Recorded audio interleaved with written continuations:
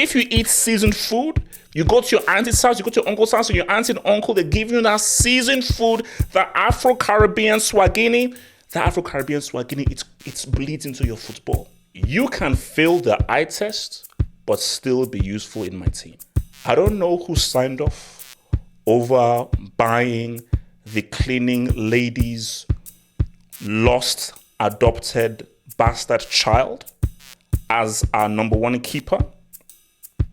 But whoever signed off on that needs to be prosecuted and do 25 to life in Alcatraz or San Quentin. Choose one. It's the kid Double H. It's the kid Double H. It's the kid Double H. It was hard to take.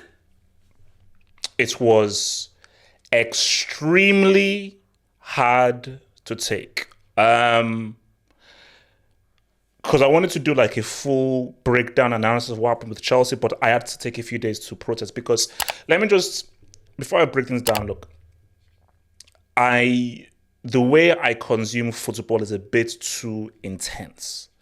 And because it's a bit too intense, I am very emotional as to how I consume things because I'm a good merchant. So I'm not one of those guys that can, let's look at the positives. Okay. When it comes to football, I'm a Sith. I'm a Sith. Like, sorry, I am a damn Sith. I am Vader. I'm the Emperor. I'm freaking, what's the name of that dude? I'm Darth Maul when it comes to football because I'm like, no, get it. It's win, lose. And specifically the way that the game went, I couldn't come out saying that, well done. So I had to have a few days just to really, come through. Because there's a plus and a minus here for Poch. For 70 to 75 minutes, Chelsea were perfect. Against one of the best teams in the league, Chelsea were perfect. That is arguably the best Chelsea have looked in years. In years. Arsenal didn't have a sniff. Like, Chelsea, that setup was superb. That setup was absolutely superb. So I was about to say, Poch, is Poch cooking something? Is Poch cooking something? Is he cooking a little something? You see, my thing here is football is in 75 minutes. It's not 85 minutes. It's not even 90 minutes. It's when that damn dude dressed in black, yellow, turquoise, or whatever blows that damn whistle. You play and you operate until the referee blows that damn whistle. So it's not about looking good for 70 minutes, 75, 80 minutes. It's about looking good until the referee blows the whistle and you look up at the scoreboard and you have gotten results. Then your job is done. But there is a foundation here. As angry as I was with that result, as much as it pissed me off, and as much as I said that how the hell did Chelsea through this? Arsenal didn't have a sniff, but guys, it's football. It's football. It ain't over until it's over. It ain't over until it's over. All it takes is for one goal out of nowhere and the whole context of a game changes. I'm going to get a homeboy. I'm going to get to this break. I'm leaving this break to last because I want to start with the good before we get to the bad. So I'm leaving this bomb-ass break. I'm leaving this triple agent. Because this dude we're looking at here is a damn This is a freaking triple agent we're looking at here. He's a damn triple agent, and somebody needs to check this bomb's check this bomb's bank accounts. Because I want to see whether any traces of money made between him and Arsenal Football Club. So, but I digress.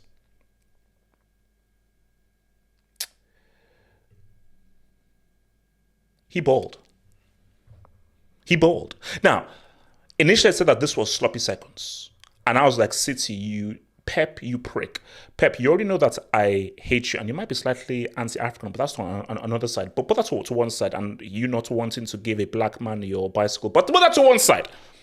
How dare you give us your sloppy seconds? So I was angry. I was like, wait, how are we paying, was it 35 mil for City sloppy seconds? I was pissed off.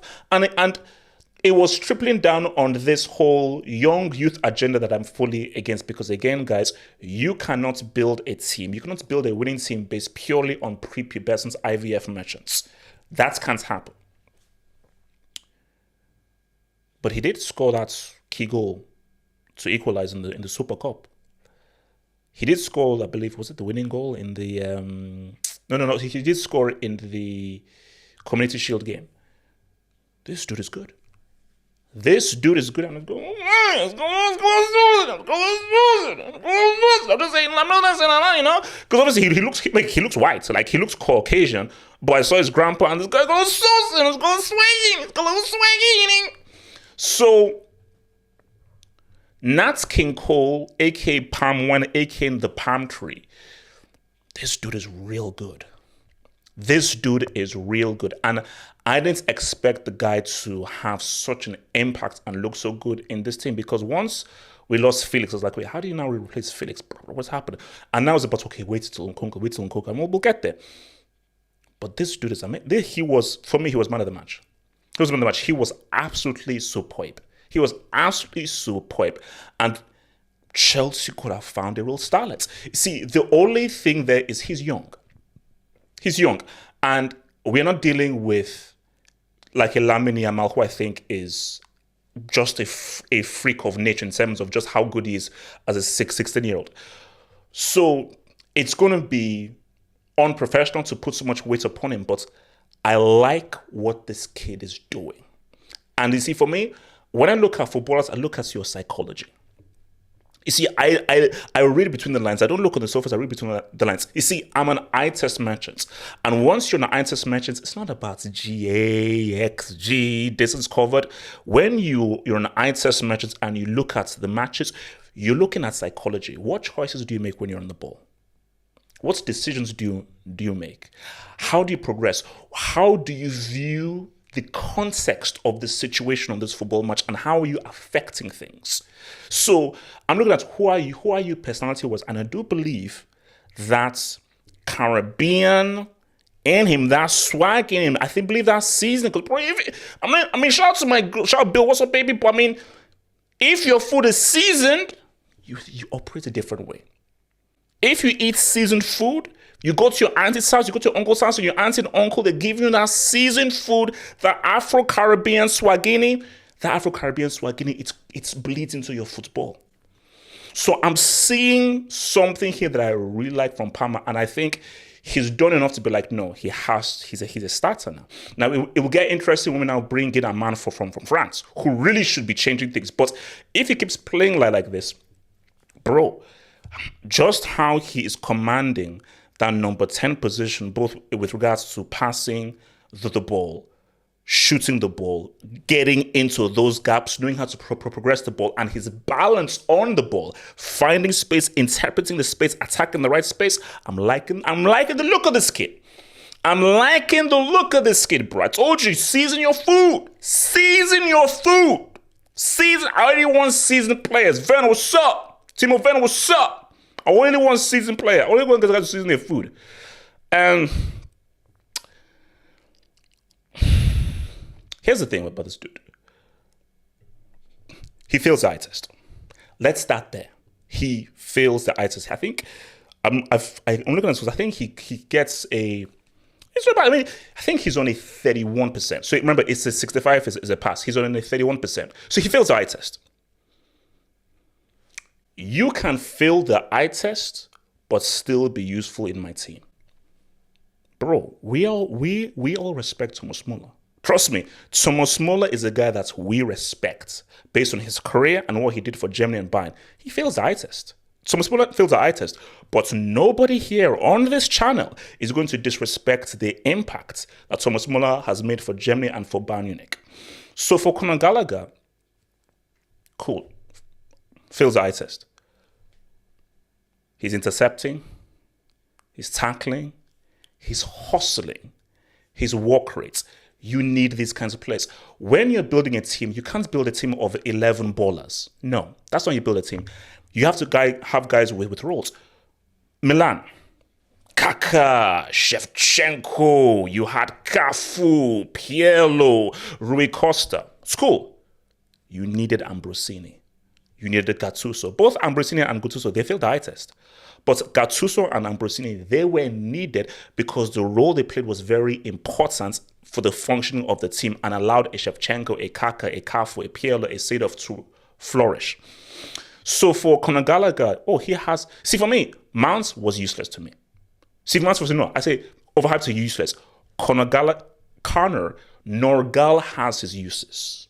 Norgal has his uses. So we are going to we're going to sprinkle a little respect on Norgal. Now, once Rige comes in, you take off that damn captain's armband because you're keeping that armband warm for Rige. So let's just put it like you're no captain. You are keeping it warm from Rige, but I have been very impressed. As a guy who was a hater in Conor G, I've been very impressed by Norgal's role in his team and just how well he's played his role. And also, let's keep it real. His offensive play has been pretty good as well. So his all-round play has been money. So shout to your boy Norgal, man. Where are we here? You see, my boys from South America. Shout out to my boys from South America.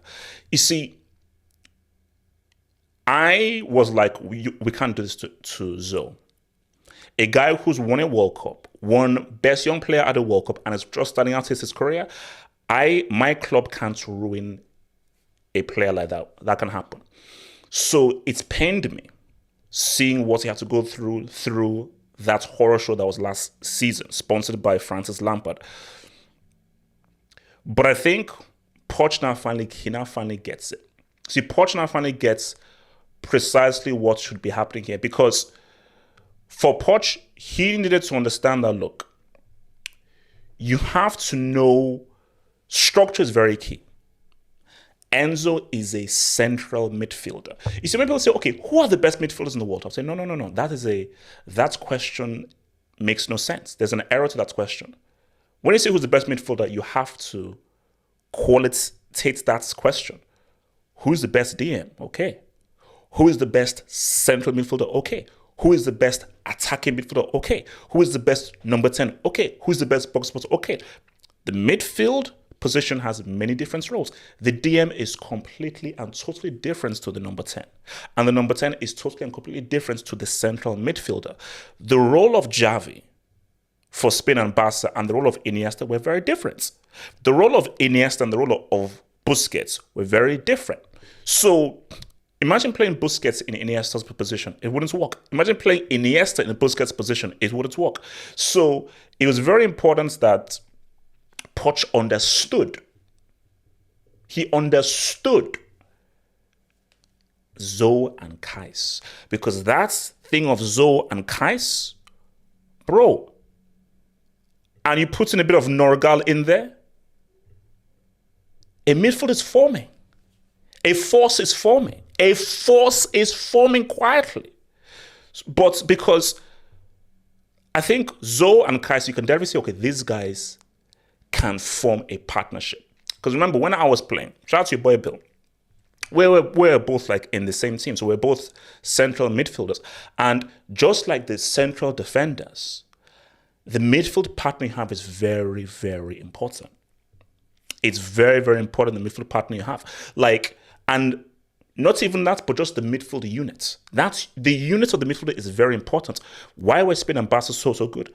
Busquets, Iniesta, and Xavi, they sang from the same hymn sheet. So, but specifically for Kais and Enzo, they are forming that base. The midfield is the nucleus and the heartbeat of your team. So I think the longer that Enzo and Kais can play two together and can sing from the same South American hymn sheets, bla bla bla bla, español, inglés, yo.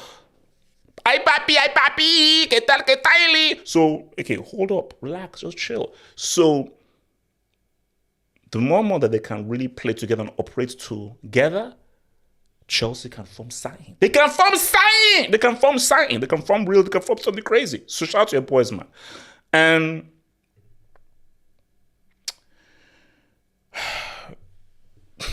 he doesn't work.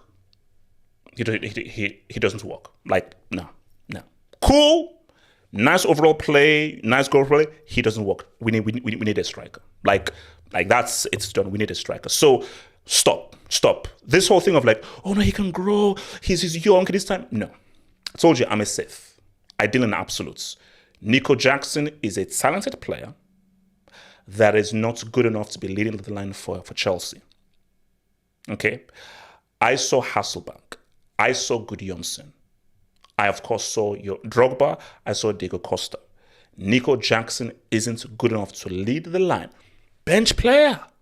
Second option. As the main starting striker, no. Him trying to round Raya in slow motion was horrifying to watch. That was scary to watch. So for me, with Nico Jackson, bless you, shout out to my African brother. He's not good enough. He's not up to standard, and he does not have the ingredients required to be the consistent starting striker for Chelsea Football Club. We need to get rid as soon as possible. So there. So I want to please, it pains me. How will people remember Thiago Silva? He put on a clinic again against Arsenal. Did you see the guy's defending? This guy is pushing 70, and look at this guy's defending. Thiago Silva is the best is arguably the best defender of his generation. But the reason why people were not given that tag, do you know why? PSG tax, Uber Eats tax. If Thiago Silva remained in a top team in Serie, a top team in La Liga, a top team in the Premier League, I believe he would be considered as the best, most consistent defender of his generation. Because this man's defending, I don't give a crap about that. Hey, playing out from the back, blah, blah. I don't care about that trash. He's defending, because I grew up with defenders. I grew up with defenders, guys who defended, and where defending was an art. The skill of defending was an art. Thiago Silva's defensive fundamentals, reading of the game, timing of the tackles, interpretation, anticipation, positioning. This guy is an excellent elite of the highest order defender. And what worries me though is, bro, we're still relying on a geriatric, with all due respect, geriatric as our top defender. So my thing is, obviously, Bardashile has been injured and he's been looking good. But Thiago Silva, so basically, Still, you need to teach the youth, because you can't play forever. It's amazing that you're still a best defender at this age, but it's going to be very important that he passes over that sage wisdom to the likes of Badiashile, Rije, Gusto, and all these guys coming through. The Disasi. But guys, we are going to put some respect on Thiago Silva's name. Okay, we're going to put some respect on this man's name.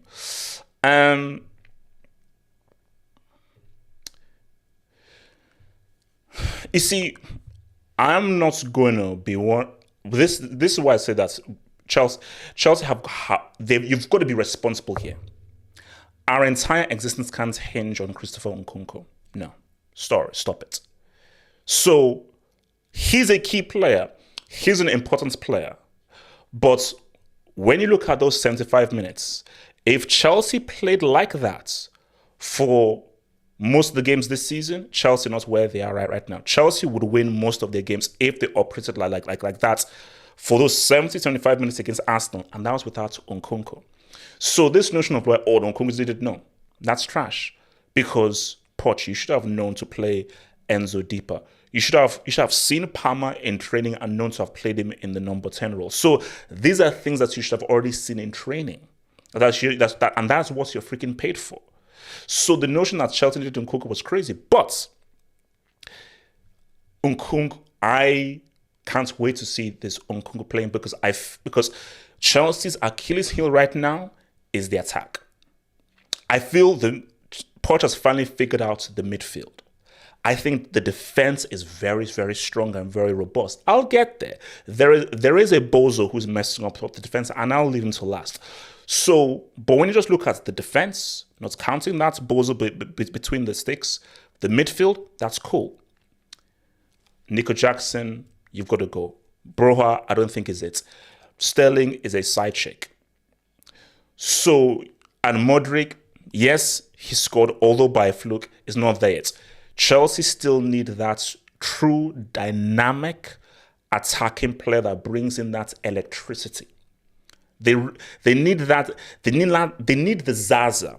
And I think Chris Koo is the guy that we need inside. So for Chris, you need to bring the Zaza, because I ain't getting the Zaza from Drake right now. He's doing his thing. I ain't getting the Zaza from Sterl. But I think Nkunku is because we saw what this guy was doing for Leipzig. And ask any guy from France, he was a huge miss come the World Cup. If Nkunku was in that World Cup, who knows? Who knows how the World Cup could have gone for freaking France? So his role in this team is very important, because I believe if Nkunku comes and does what he does, that takes the attack to the next level, because I feel that attack is missing a truly dynamic player. Sterling is good. He's a side chick. Mudryk, I don't rate him. He's doing better, but he's doing his thing. Nkunku is that beacon of light. Now, beacon of light that I think Chelsea need to be like, aha, we have a go-to guy. Because every team needs a go-to guy. Haaland, Julian Alvarez, your boy Salah, Saka, even or trusted when he's on form. Chelsea don't have that go-to dynamic away. Okay, boom, yo, what's up? And I feel Nkunku can be the guy where you give me the ball. We need a give me the ball merchants. We need a give me the ball merchants, and I feel Nkunku can be that give me the ball merchants that Chelsea need. Come January 1st, I want this man out of my club. Come New Year's Eve. New Year's Eve. I want that man's locker emptied come New Year's Eve. Come New Year's Eve, I want this man's locker emptied. So January 31st, 2023, when I go to Chelsea Football Club, I don't want to see any semblance of Robert Sanchez around. I don't want to see any semblance. I don't want to have a sense. I don't want to have a sense of him anywhere near around. December 31st, 2023, I don't want any semblance or sense of this bomb known as Robert Jeremiah Sanchez anywhere near Chelsea Football Club, anywhere near Fulham, anywhere near Hammersmith. Come January 1st, 2024, he should have officially left Chelsea Football Club. I don't know who signed off over buying the cleaning lady's lost adopted bastard child as our number one keeper. But whoever signed off on that needs to be prosecuted and do 25 to life in Alcatraz or San Quentin. Choose one. Choose. It's either San Quentin or Alcatraz. Whoever signed off over signing this bomb. I don't want this guy anywhere near my club. Come January 1st, now we're in October right now. There should already be a search happening now for a new keeper. So come January 1st, Chelsea are putting in a bid for a new keeper. We cannot carry on with this bombing goal. No, sorry. Because it's not only his trash distribution, he's a trash keeper.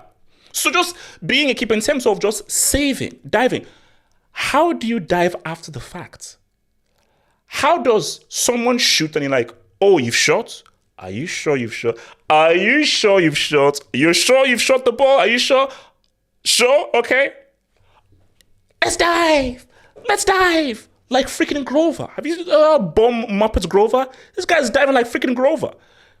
Nah, get this bomb out of this club. Get this bomb out of this club. Because my emotions and my anger went to Poch. And Poch did make a huge mistake in making those subs. This clown lost us the game. That's the stupid pass that led to the Rice goal. And that horrible attempt at making yourself big for Trossard's equalizer, man. So, let's get this guy out of the club. Looking forward, man. Brentford at the crib. Blackburn Rovers, forget the yes. That's a dub. I'm looking for a win. Brentford, I don't think are as good as they were last season. It is especially after that performance. I am expecting a Dubinsky. I'm expecting a Dubinsky for that game against Brentford. Tottenham, huge game. Huge. So for me, see, that's the. Oh, it is imperative we beat Brentford. Because that block right there, that is a crucial block right there. Those four. So Tottenham away, City at the crib, Newcastle away, Brighton at the crib. That is a huge. I feel that's how we do it in that block of four. Would it be 10 points against Brentford? If we play badly and lose to Brentford, I fear for those 4 games. If we carry on this performance and we say what's up and we pimp slap Brentford, let's get it. Let's get it. Because we should have given Arsenal their first L, which makes me sick. We have to give Tottenham their first L. Because remember who stopped Tottenham from winning the league? Your boys. We have to give Tottenham their first L. And after that, the City game. Okay, on paper, Tottenham, you should lose. City, you definitely should lose. Newcastle away, you should lose. Brighton, toss-up. If Chelsea can beat Tottenham and they can beat Man City, that changes the whole mood. So look on the flip side. If Chelsea beat Tottenham, have you handed them their first L? If you now hand City, champions-elect, their third L, that changes the whole course of the season. And going into the Newcastle game, so that's why you have to look at it differently. Basically, glass half empty. Oh, Chelsea maybe get a point or 4 points from this. Glass half full. You win, you beat Tottenham, you beat City, you are a different team. Chelsea are a different team if they win those games. Because if they win those 2 games, I think they can go to Newcastle with confidence and they will pimp smack Brighton. So it's all about glass half full, glass half empty. So, positive outlook. I still don't agree with the recruitment. I still want a lot older people, and I still don't want a team to be built up of prepubescents. But maybe there might be some lights at the end of this damn tunnel.